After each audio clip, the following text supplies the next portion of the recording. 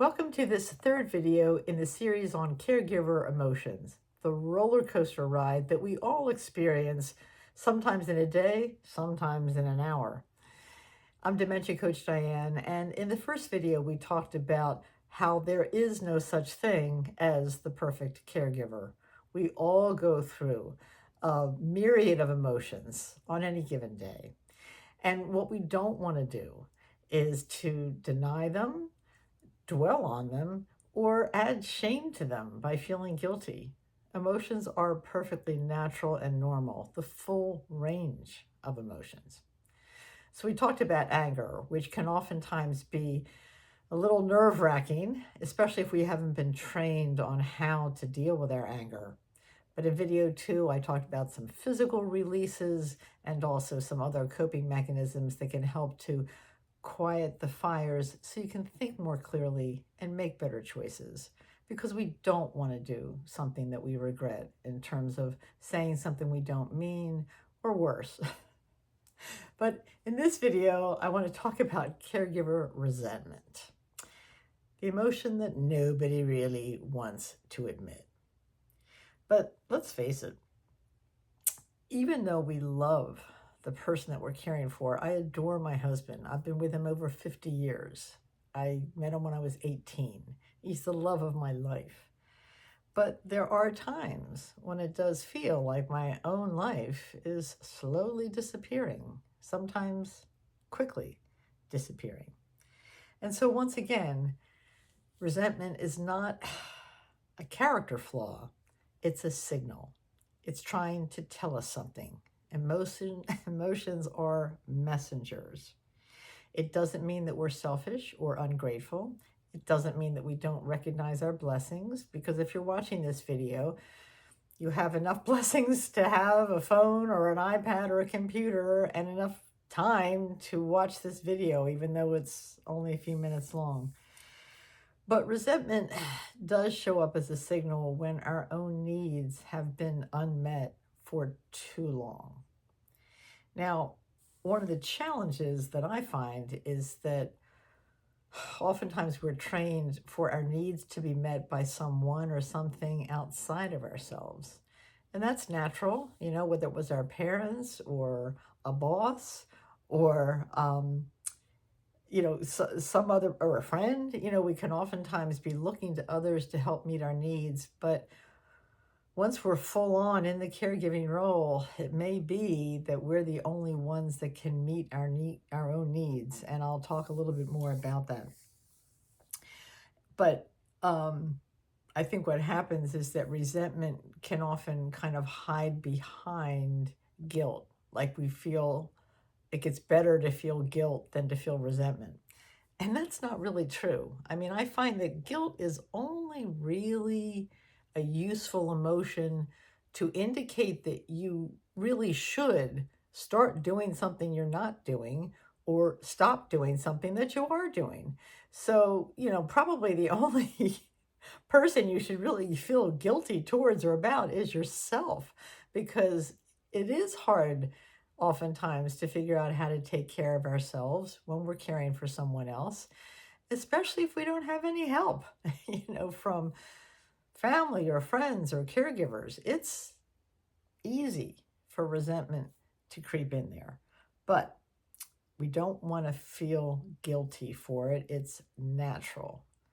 It's natural for wanting to have some things that maybe are a lot harder to access than they used to be. I know for myself that I really need some time alone.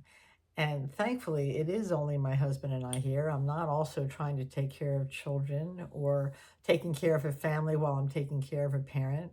My heart goes out to all of you who are trying to do that, or perhaps taking care of a disabled child and also a parent or a spouse with dementia or another chronic illness. So I am the first one to recognize that I am blessed in only having to take care of my husband and myself. But the truth is that we can, again, oftentimes feel guilty for wanting some time alone, for some space to breathe, or, help that we're not getting. The truth is, though, if we don't start to set some boundaries as caregivers, it's like a straight path to burnout. And the truth is that we can love someone very deeply. I do. As I said, I do love my husband, and we can still feel resentful. So it doesn't make us a bad caregiver, it makes us human. So, what do we do about it? Because we do have needs that must be met. And I found that the best way for me to deal with my resentments was to start to put in some self care practices into my day. I don't have anybody else I can ask for help from. We don't have children. Ben doesn't have any family, and my family is not close enough to really be helpful in a physical way. They help me emotionally. But I really need to look for how to work self-care into every day. So I call it my daily me minutes. And honestly, I started out with like 5 minutes at a time, sometimes less. But I'm like, I need a couple of minutes that are absolutely sacred where I can just sit down and breathe. And if I can, maybe actually step outside and just feel the sun on my face, feel the breeze in my hair, and just take a moment to get grounded again. And I need those times. They're sacred, even if Ben, which he often does, is pacing or calling for me or saying, let's go, let's go, let's go. I take them anyway. As long as I know he's safe, I take my me minutes. And they started off very small, but as I've increased those me minutes, sometimes 10 minutes, sometimes 20, that I've calmed down, and Ben has calmed down as well. He's almost started to recognize those times when I just need to chill out. So claim your 5 to 10 minutes as often as you can. Use it to stretch or breathe or sip tea or repot a plant if you've got a few minutes. Cry, pray. I do that a lot. Journal if you can.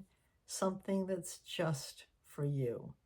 And you'll start to train your nervous system to remember that you matter. We need to retrain our nervous systems oftentimes, because if we don't, that resentment will creep in and it will build up and it won't be pretty. Another thing that I've been doing more and more recently is what I call a boundary check-in. And I ask myself, what's one small thing I've said yes to that I actually want to say no to? And sometimes it's like saying no to my own rules. Like, I don't know, that I have to get all the laundry done and all the food prepared and, and straighten up the house, or, whatever my rule list is for the first couple hours of the morning, I can say no to my own rules if I need to. But we also really, as caregivers, I find, need to say no to others gently but firmly. Something like, I wish I could, but I don't have the bandwidth today. Or if it involves a holiday, I used to really enjoy preparing for Easter dinner, but I'm not going to do that anymore, or like, you're welcome to stop by, but please, bring whatever you want to eat, because I'm going to have enough for me and my husband. And if you want anything else, you're welcome to bring it. And some of those boundaries were hard for me to set at first. And what I find is that usually when we start to set new boundaries, that other people are going to react. Maybe they're just disappointed because they used to enjoy a tradition like a holiday, around a holiday in particular, or, you were always there for them in the past, and they want to come and, cry the blues about whatever their stressful job. And maybe before you were able to be there for them as a friend, but you just can't do it anymore. So those boundaries are really important to set to protect our well-being. or believe me, again, resentment will creep in.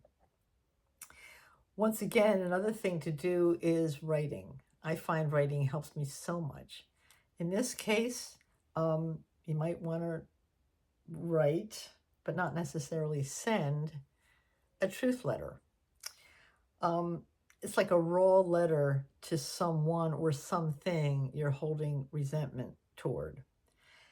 And what I did this the other day, where I could feel the buildup, and it wasn't really anger. It was just like one thing after another that I had to let go of, and that I couldn't do for myself anymore, and wasn't in my life, and things I felt I had to get done now and deal with every day. And I started writing a list of resentments. And I wasn't, again, feeling resentful towards Ben. It was just like towards life or God or whatever. And so I started like, and this is bothering me, and that's bothering me, and I'm tired of doing this, and I'm tired of doing that. And I wrote a letter. It was like 3 or 4 pages long. And I think I came up with, like 70 resentments or something. I just kept writing until I got it out of my system. And I wasn't like I was going to send it to anybody or even show it to anybody, but it helped to just get it down on paper. And actually, towards the end, I started to giggle because I was almost looking for things, and I resent that plant for dropping its seeds all over this table. So, but it was just all these little things that were adding up that irritated me. And it helped to just get it out on paper. So, and then you can decide if you want to burn it or save it or turn it into a prayer and hand it over to God. I do that oftentimes. Another idea is just gratitude with a twist. Each night, name one thing you resent and then follow it with one thing you're grateful for. This kind of keeps the heart open while still honoring your truth. So, some things to reflect on. Where might you be overgiving or overdoing because of somebody else's expectations or your own expectations of yourself? And what could you delegate, delay, or drop altogether? 3 of my favorite questions are, does it have to be done? Does it have to be done by me? And does it have to be done now? Oftentimes, the answer to the first 2 questions is yes, it does have to be done, and it does have to be done by me. But it doesn't always have to be done when I think it has to be done. So see for yourself, where are some opportunities for you to set some new boundaries for yourself after you get those resentments out of your system? So I hope this has been helpful in terms of helping you to realize that resentment doesn't mean you don't love your spouse or your parent or your child or another relative that you might be caring for. You love them very much, but we need to love ourselves too, and to remember that these emotions are real, they need to be honored, and then we need to cope with them. So please put in the comments, how do you deal with the very real issue of caregiver resentment? Give this a thumbs up if anything I've shared has been helpful, and subscribe to the channel if you want to see more like this. And stay tuned for the next video where we're going to be taking a look at fear. We all have it. Stay tuned.